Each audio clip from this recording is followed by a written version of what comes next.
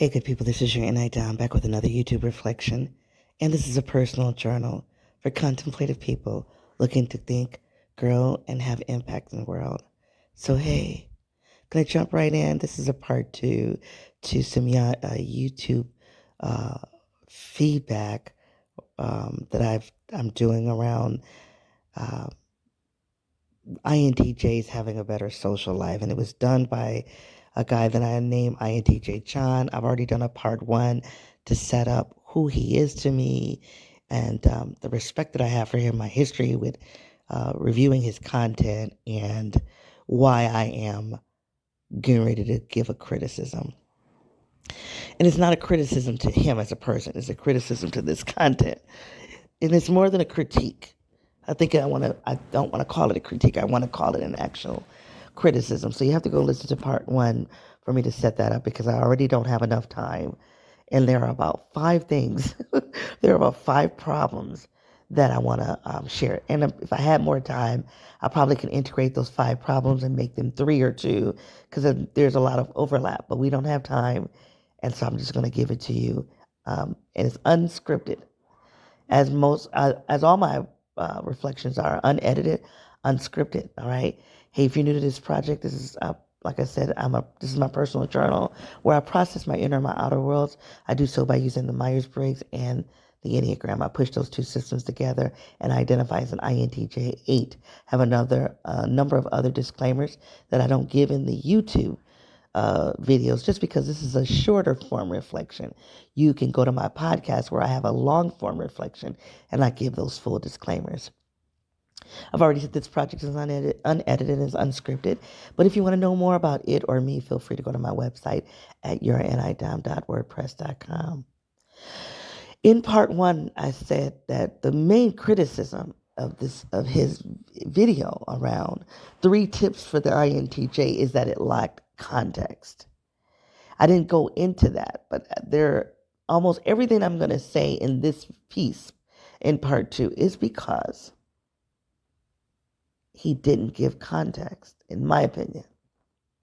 So let me give you an example, and I'm going to say a curse word. So if you are around kids, do what you got to do. But there's no other word to replace this for a very particular reason. But he did not offer a give a fuck context. And a give a fuck context relates to 2 things. Why would an INTJ want to increase their social life other than not dying alone, which is what INTJ-Jon said. Hey, if you don't get this together, you're going to die alone. You've got to make a case, John, of why the INTJ would give a fuck about dying alone. And I'm not saying you're wrong. What I'm saying is you need to give the context to that. The other thing you didn't give context to is your aggression, quote, unquote. So at the start of his video, I'm talking like, I don't know if I should talk like I'm talking to him because he probably won't listen to this, but I am talking to him. So I'm talking to him with an audience. So I'm going to talk like I'm talking to him. And if he doesn't listen to it, you, the listener, you are listening to it. So just make room for the fact that he may not listen to it, but I'm going to talk to him like I'm talking to him. But anyway, at the start of your video, John, you say something about this video is going to be a little aggressive. And I don't remember exactly how you justified it. Could have been something to the effect of, but I'm talking to the INTJ and the INTJ needs to hear it this way. Do we? Because aggression for me is more on the emotional end than it is on the rational end. See, as I as an INTJ need to hear something that's rational. Now, I think that being an INT rational person, direct, and oftentimes not interested in doing a lot of the fluff that other personality types want to do, comes across as aggressive. So my presentation may seem aggressive, but I never would identify with that aggression. So for you to say, I'm going to come off as aggressive in this video, it's like you're identifying with that aggression, and that feels emotional. I don't know if I need to flesh that out a little bit more. Let me know. I only got 15 minutes, so we can't linger here. Let me know if you need me to flesh that out. Okay. So I thought that was interesting that you were identifying with saying this might come off as aggressive. Hey, come off as rational. And if it's hard for people, it's just hard. That just because it's hard for people doesn't mean you're being aggressive. I want to play with that. I'm coming back for that word in general, right? Anyway. So you didn't talk about why you needed to be aggressive. Was there something? It almost suggested that there was something personal underneath that. And it's okay because you're an INTJ and you are an FI user. And FI users, we've got this mushy thing on the inside. And this is one of the things that I think doesn't get stated a lot in the INTJ commentary world, is that our TE, while we are rational, we are secondary rational. We are primary irrational. See, this is what I'm going to fall into a rabbit hole. I don't need to fall into a rabbit hole. But we're a primary irrational. NI-DOM is not a rational function. TE is a rational function. And then when you situate that on top of FI, those are paired. Those two functions toggle together. They're not separated like the ENTJ or the ESTJ. So you're not ever really going to give TE and be distant from FI as though you're giving this pure. And this is one of the things that I get annoyed with other INTJs who are on the underdeveloped side. You're acting like you're all being rational right now. You better check that FI. that FI is present. And I'm going to do that now. In part one, I listened to his content last night. Yesterday was an emotional day.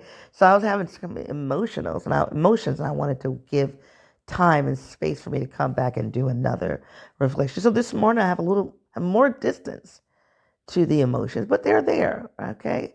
Acknowledge that. So I think that it lacked a give a fuck context. Why would the INTJ care about having a social life, a better social life, other than not dying alone? Like, that's a judgment.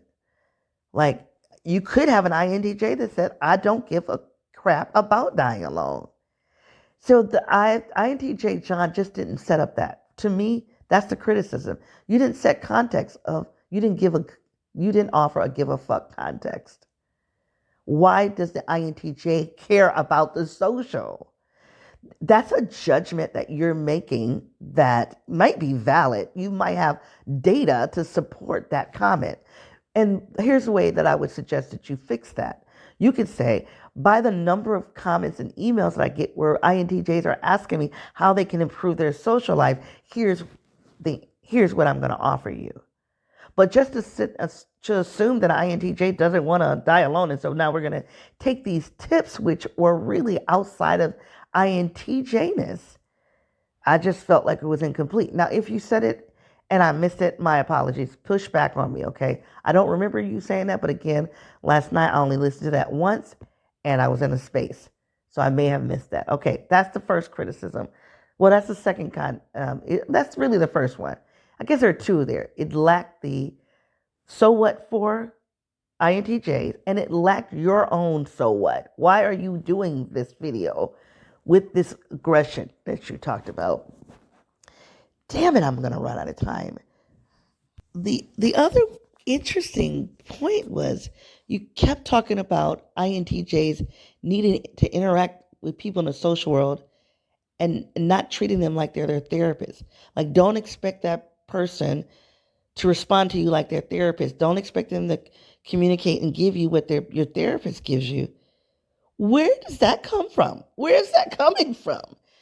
Like, do you get a lot of feedback from INTJs having a therapist and INTJs asking for therapy-like treatment? Like, what is the therapy-like treatment that you are assigning to the INTJ's need? Apparently, you're picking up on a need that an INTJ has, or a pattern that the INTJ has engaged in, and you're connecting it to therapy, but that's not clear. And so, what INTJ is walking around in the world asking for people to expecting people to treat them, give them what a therapist would give them. Like that was without context. So I'm curious about that. Now, if you are talking about an INTJ not wanting to deal with dicks, excuse me, the language again,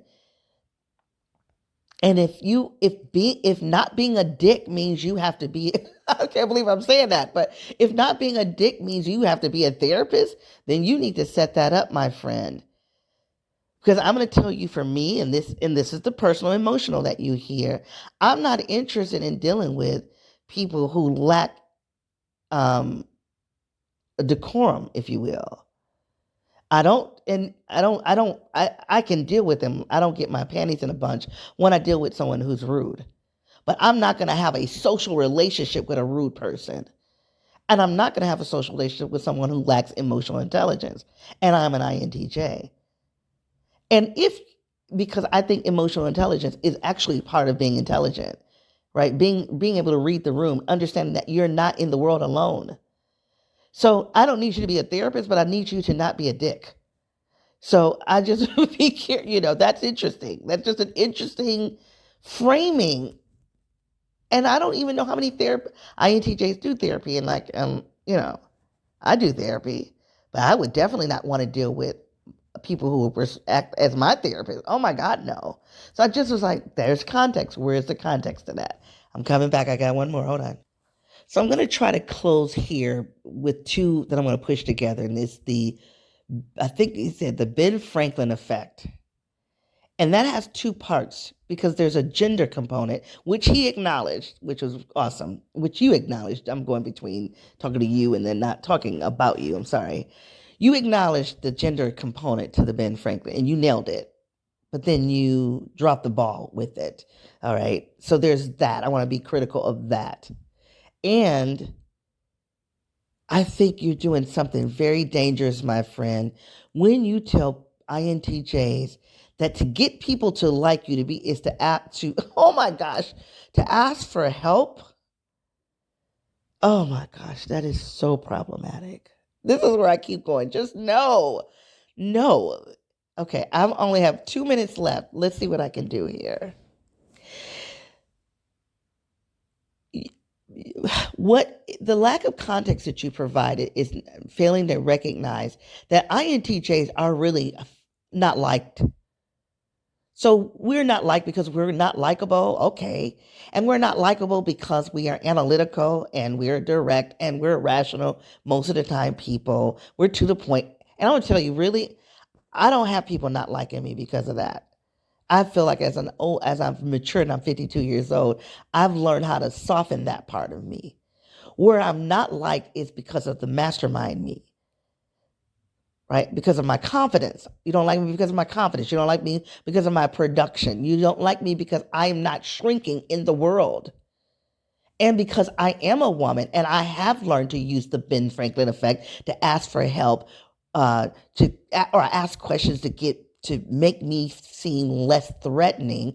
I'm here to tell you, my friend, that I don't want a friendship with a person where I have to reduce myself to make you comfortable with me. So I have to be reductive in order to build you up, and then we're going to have a continued relationship. Just no. And to say that where women have to do that by default is problematic. But even if I were a man, I wouldn't want to have a friendship with you to get you to like me excuse me. In order to get you to have a relationship with me, I have to shrink in the most critical part of myself as being a thinker. No, that's not a friendship. That's not a social life you would want. There's so much more to say here. And you can hear the passion in me, right? And I do equity work for a living. And so this just feels inequitable. And this feels like very dangerous advice for INTJs. But I love you, INTJ-Jon. You freaking are amazing. You see, I'm trying to do my compliment sandwich. I'm trying to end with something positive. You are amazing. Keep doing what you do. All right. And you guys, if this reflection has any value for you, please give it a heart. You can find me on my website at youranidom.wordpress.com. It's been a pleasure hanging out with you. Until I come back, be well. Bye.